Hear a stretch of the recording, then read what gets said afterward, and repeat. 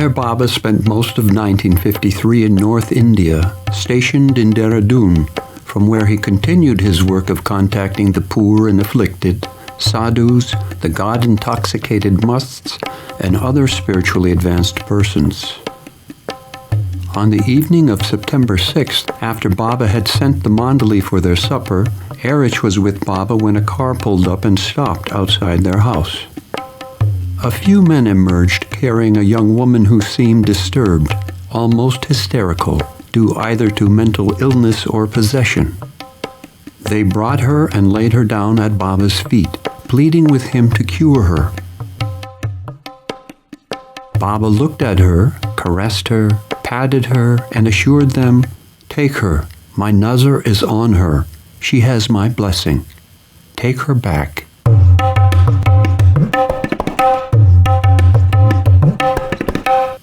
After this incident, Baba was upset that those people had come for such a thing. "Don't they realize who I am?" he remarked to Erich. "They approach me for such things. That which I have ordained for their benefit, they want to be rid of. Why do they come to me for intercession when there are saints in this locality?" Baba had contacted 3 real saints in Dehradun, personally or through his mandali. However, most people only had vague ideas about different levels of spiritual advancement and what that meant. Baba had even reprimanded some of his own mandali during that period for using ambiguous terms when someone would ask, "Who is Meher Baba?" He told them, "For God's sake, don't refer to me as a saint." Prompted by the incident with the disturbed woman, the next morning, Monday, the 7th of September, which also happened to be Zoroaster's birthday, Baba spontaneously dictated this impactful message, the highest of the high. Consciously or unconsciously, directly or indirectly, each and every creature, each and every human being, in one form or the other, strives to assert individuality.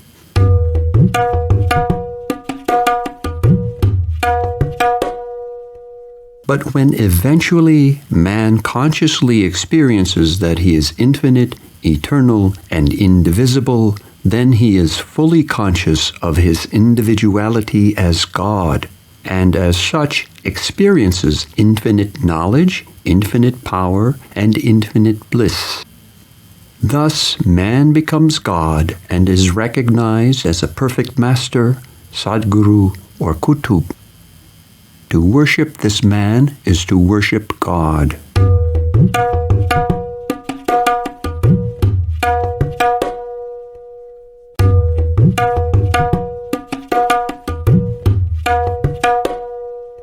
When God manifests on earth in the form of man and reveals his divinity to mankind, he is recognized as the Avatar, the Messiah, the Prophet. Thus, God becomes man.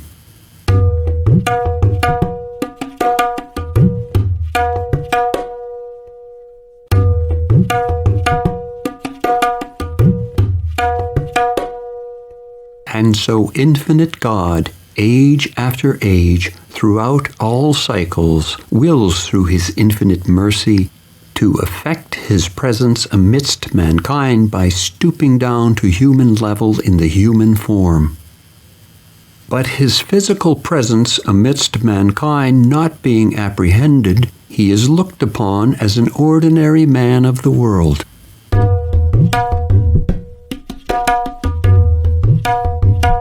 When he asserts, however, his divinity on earth by proclaiming himself the avatar of the age, he is worshipped by some who accept him as God and glorified by a few who know him as God on earth. But it invariably falls to the lot of the rest of humanity to condemn him while he is physically in their midst.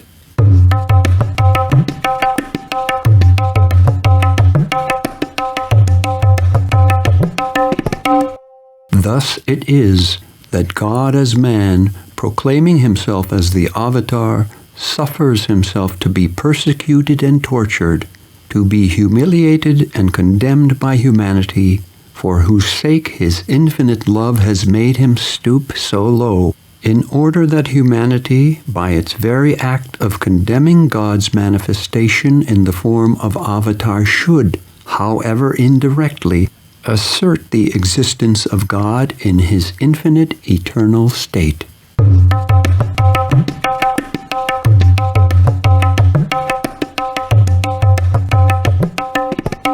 The Avatar is always one and the same because God is always one and the same.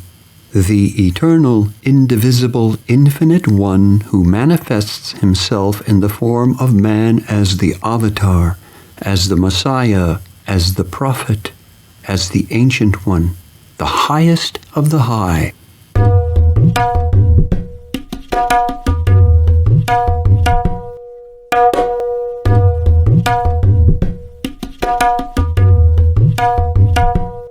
This eternally one and the same Avatar repeats his manifestation from time to time in different cycles, adopting different human forms and different names in different places to reveal truth in different garbs and different languages, in order to raise humanity from the pit of ignorance and help free it from the bondage of delusions.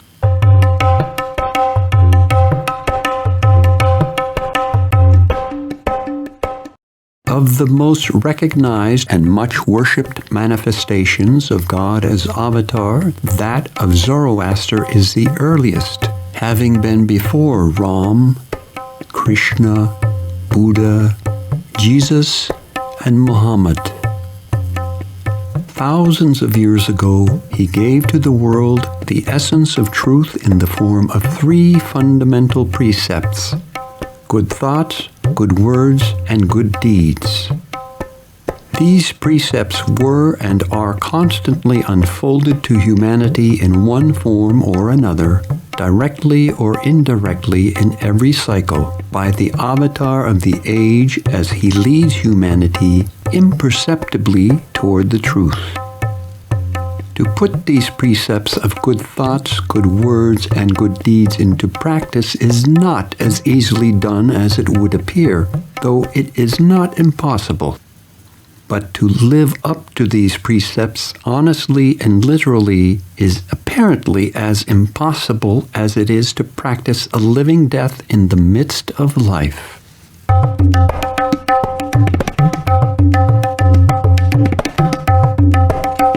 In the world, there are countless sadhus, mahatmas, mahapurushas, saints, yogis, and walis, though the number of genuine ones is very, very limited. The few genuine ones are, according to their spiritual status, in a category of their own, which is neither on a level with the ordinary human being, nor on a level with the state of the highest of the high.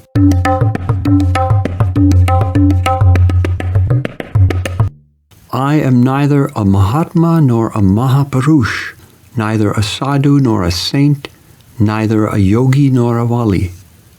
Those who approach me with the desire to gain wealth or to retain their possessions, those who seek through me relief from distress and suffering, those who ask my help to fulfill and satisfy mundane desires, to them I once again declare that as I am not a sadhu, a saint, or a Mahatma, Mahapurush, or yogi, to seek these things through me is but to court utter disappointment, though only apparently, for eventually this disappointment is itself invariably instrumental in bringing about the complete transformation of mundane wants and desires.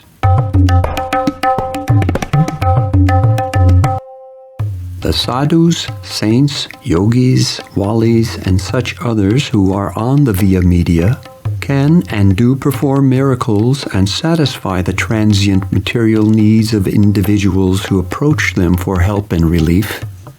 The question therefore arises that if I am not a sadhu, not a saint, not a yogi, not a Mahapurush, nor a wali, then what am I? The natural assumption would be that I am either just an ordinary human being or I am the highest of the high. But one thing I say definitely, and that is that I can never be included among those having the intermediary status of the real sadhus, saints, yogis, and such others.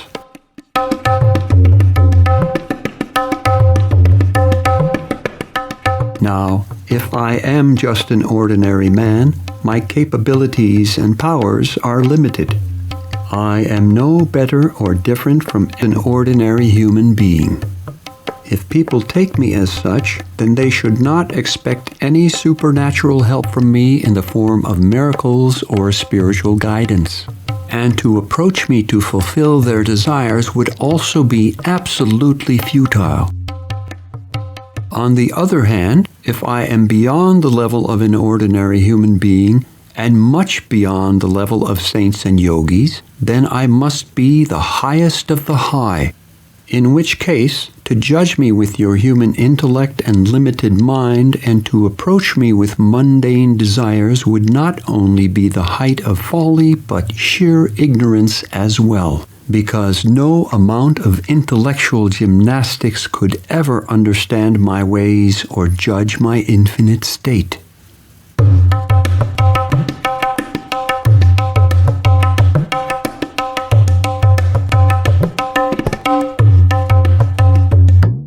If I am the highest of the high, my will is law, my wish governs the law, and my love sustains the universe.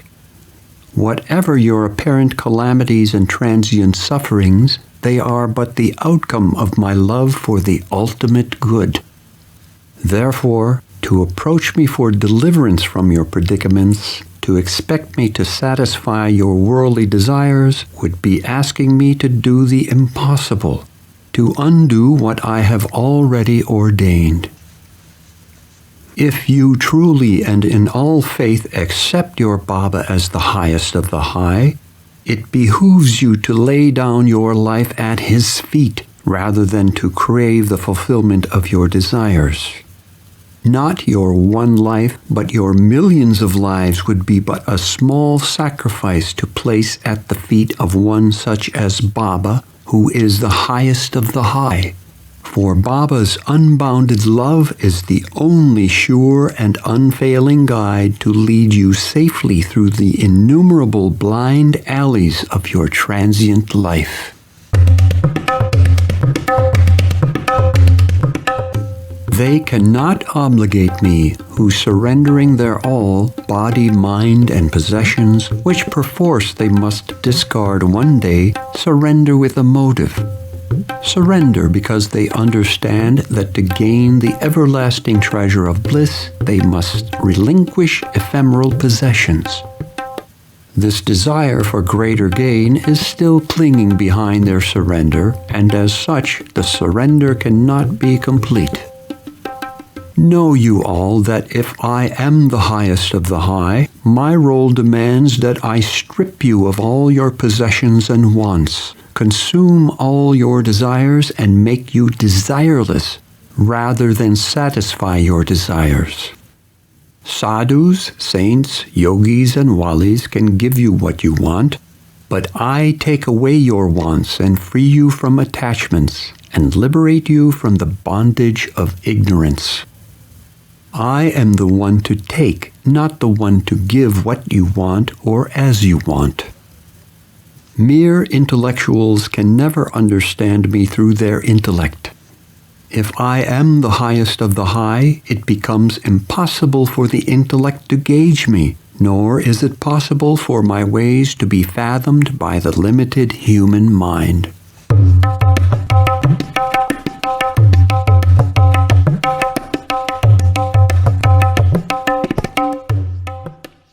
I am not to be attained by those who, loving me, stand reverentially by in rapt admiration.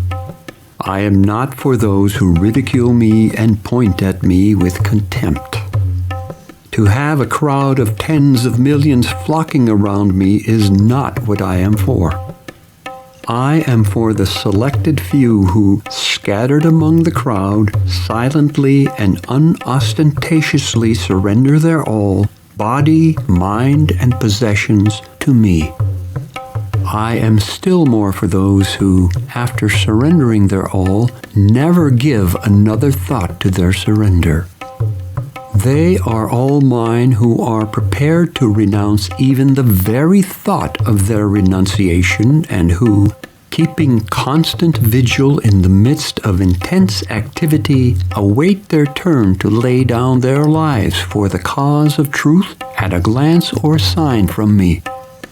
Those who have indomitable courage to face willingly and cheerfully the worst calamities, who have unshakable faith in me, eager to fulfill my slightest wish at the cost of their happiness and comfort, they indeed truly love me.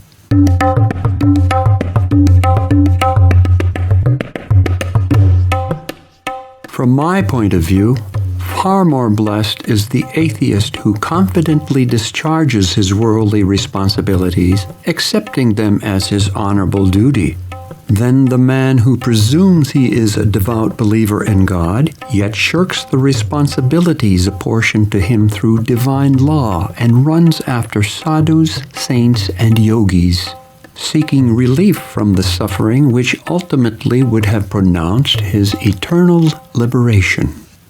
To have one eye glued on the enchanting pleasures of the flesh and with the other expect to see a spark of eternal bliss is not only impossible, but the height of hypocrisy.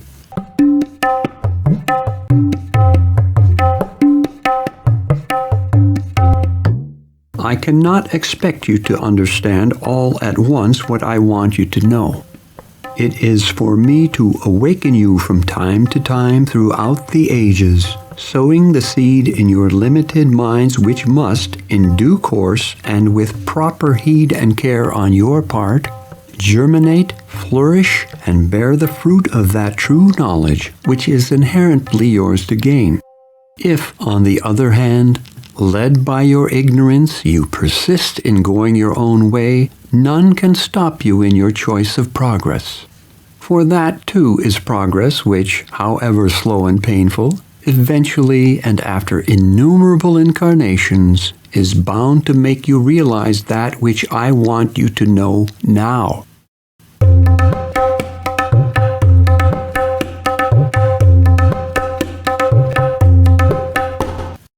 To save yourself from further entanglement in the maze of delusion and self-created suffering, which owes its magnitude to the extent of your ignorance of the true goal, awake now. Pay heed and strive for freedom by experiencing ignorance in its true perspective.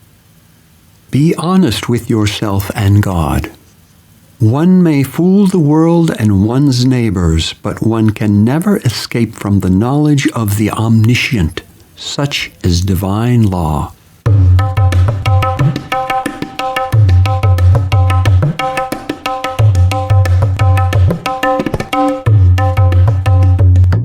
I declare to all of you who approach me and those of you who desire to approach me, accepting me as the highest of the high, that you must never come with the desire in your heart which craves for wealth and worldly gain, but only with the fervent longing to give your all, body, mind, and possessions, with all their attachments.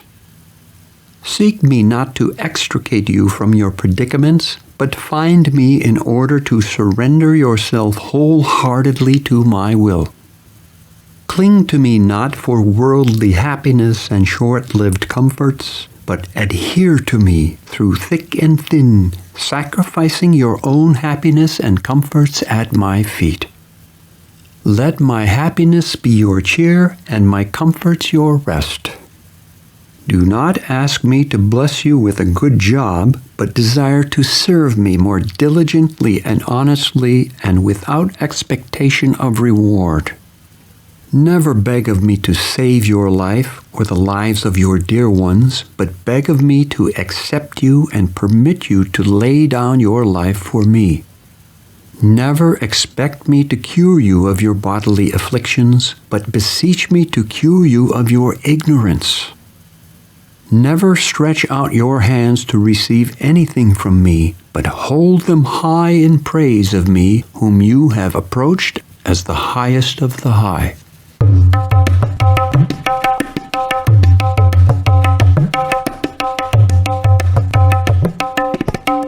If I am the highest of the high, nothing is then impossible for me, and though I do not perform miracles to satisfy individual needs, the satisfaction of which would result in entangling the individual more and more into the net of ephemeral existence, yet time and again at certain periods I manifest the infinite powers in the form of miracles, but only for the spiritual upliftment and benefit of humanity and all creatures. However, miraculous experiences have often been experienced by individuals who love me and have unswerving faith in me, and these have been attributed to my nazar or grace on them. But I want all to know that it does not befit my lovers to attribute such individual miraculous experiences to my state of the highest of the high. If I am the highest of the high, I am above these illusory plays of Maya in the course of the divine law. Therefore, whatever miraculous experiences are experienced by my lovers who recognize me as such, or by those who love me unknowingly through other channels, they are but the outcome of their own firm faith in me. Their unshakable faith, often superseding the course of the play of Maya, gives them those experiences which they call miracles. Such experiences derived through firm faith eventually do good and do not entangle the individuals who experience them into further and greater bindings of illusion.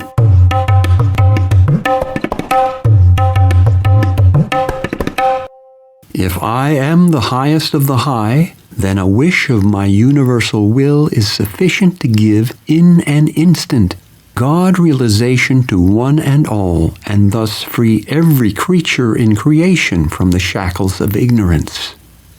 But blessed is knowledge that is gained through the experience of ignorance in accordance with the divine law. This knowledge is made possible for you to attain in the midst of ignorance by the guidance of perfect masters and surrenderance to the highest of the high.